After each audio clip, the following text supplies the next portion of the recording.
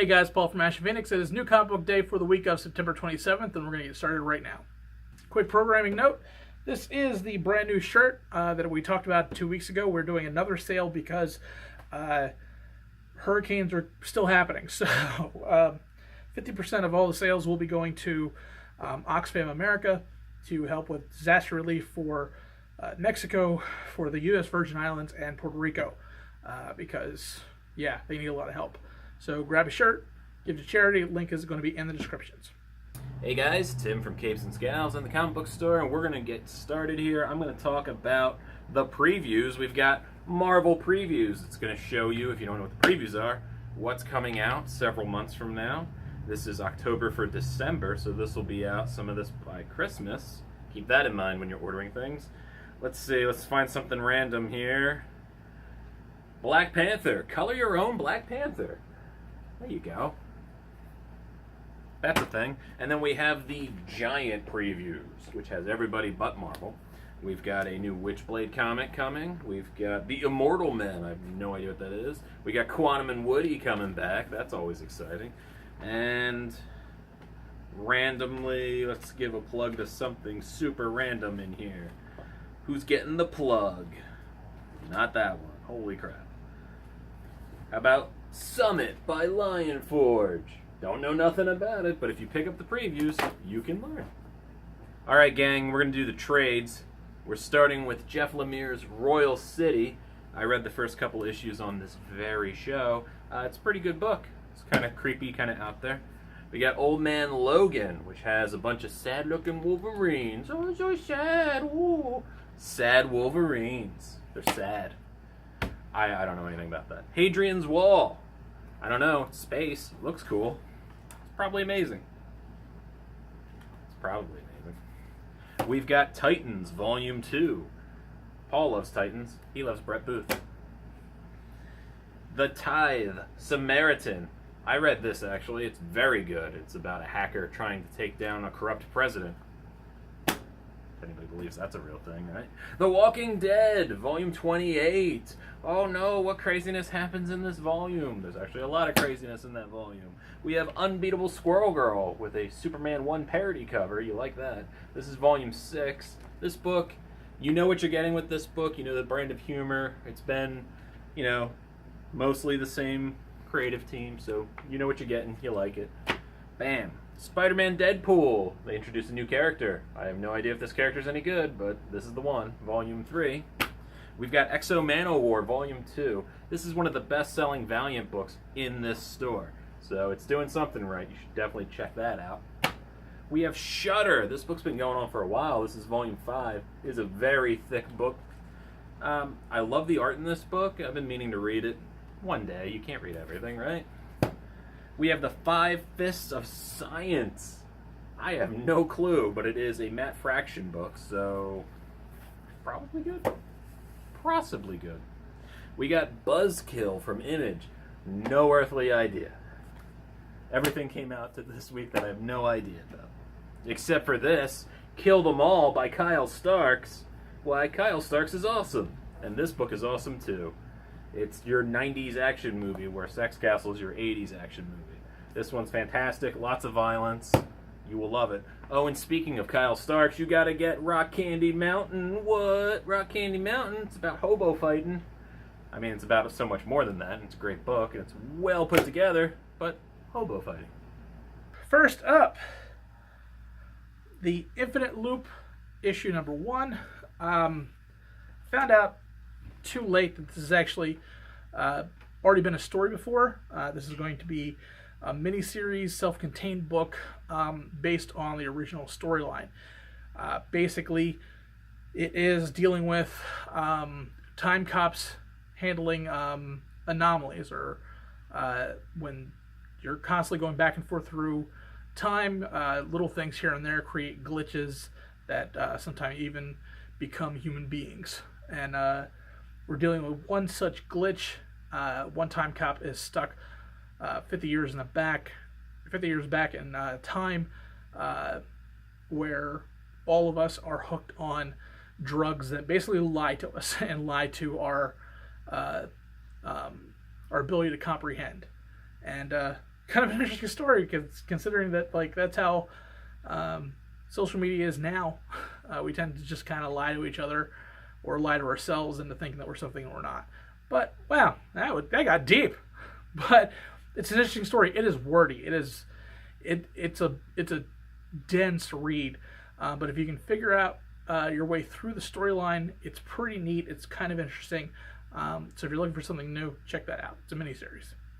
Alright guys, and since I'm already talking about Kyle Stark's everything, we gotta talk about Kyle Stark's new issue of Rick and Morty.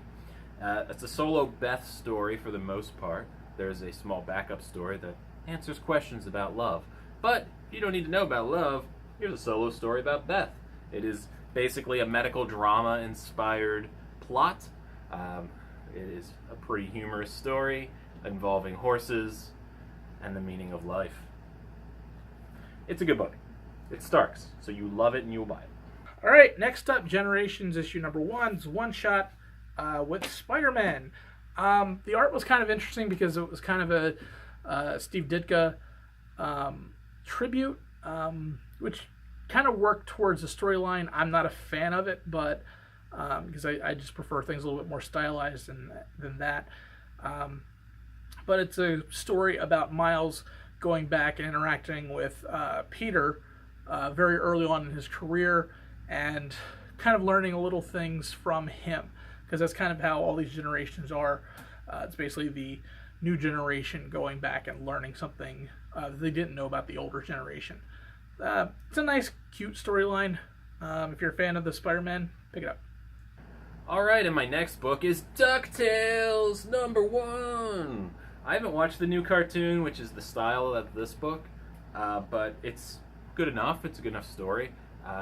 Uncle Scrooge, not at all in this issue, focuses on Uncle Donald and the three boys, Huey, Dewey, and Louie. I like that they've given the three boys kind of their own personalities, that they still have the similar interests of the trio, but they gave them actual personalities, which kind of got lost a little bit in the old cartoons. You know, even the old DuckTales and older with them. So I enjoy, if you like DuckTales, you will enjoy this. Scrooge, it will be in the next issue. He's not in this one. But I like that. I like that there's a little variety, and really the boys should be the characters. So it's an okay story. The art was fun. It felt like the cartoon. Hey, if you love DuckTales, here you go. All right. Pick of the week, or kind of the rant of the week. I don't know. It is Marvel Legacy issue number 1, and man, this was also a dense read. It's a $6 comic. It is thick, but it is setting up Marvel Legacy, which is going to be the overarching thing, basically bringing everything back down to what is supposed to be the status quo. That's why all of our favorite comics are going to be renumbered back to the original comic number, so don't get freaked out if suddenly your Spider-Man jumped to like 758, I think it is, and your Iron Man and your Hulks all jump also, and also your X-Men too. It's kind of interesting because it starts out a million years in the past, and it's really neat dealing with the original iterations of the Phoenix and the Iron Fist and Ghost Rider and Thor and things, and they have stopped a Celestial, a rabid Celestial from blowing up the Earth, but they can't quite finish it off. And that brings us to the present, because now the newer iterations of those heroes are kind of picking up where things left off.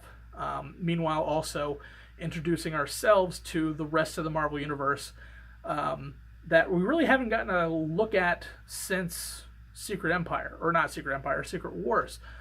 Some things have changed. Some of your people that had been dead are back, because we never got an explanation after Secret Wars whether or not they were or were not dead. They're not, because Marvel, nobody stays dead. Nobody stays dead for too long. It was an interesting storyline. I like